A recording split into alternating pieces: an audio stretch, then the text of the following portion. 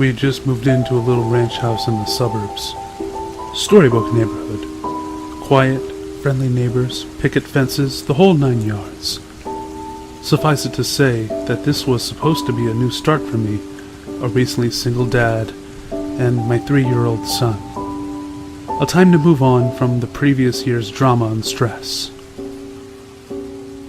I viewed the thunderstorm as a metaphor for this fresh start. One last show of theatrics before the dirt and grime of the past would be washed away. My son loved it anyway, even with the power out. It was the first big storm he'd ever seen.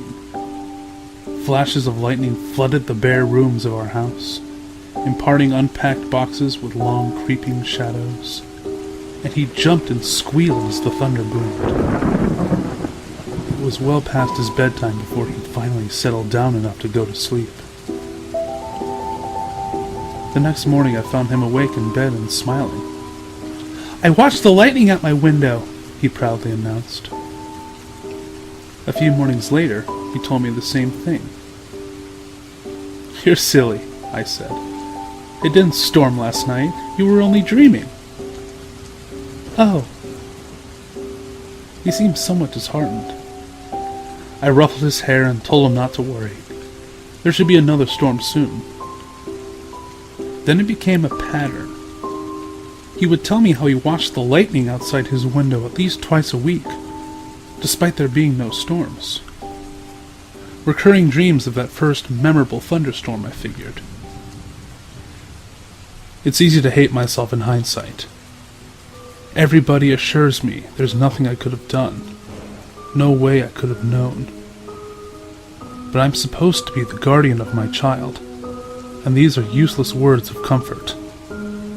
I constantly relive that morning, making my coffee, pouring milk over my cereal, and picking up the newspaper to read about the pedophile local authorities had just arrested. It was front-page stuff. Apparently this guy would select a young target, usually a boy, stake out their house for a while, and take flash photos of them through their window while they slept. Sometimes he did more. My stomach sank as the connection was made.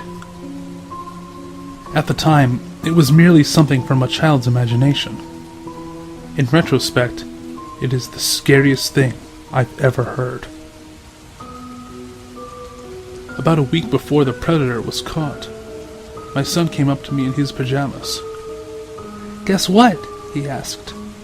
"What?" "No more lightning at my window." I played along. "Oh, that's nice. It finally died down, huh?" "No. Now it's in my closet."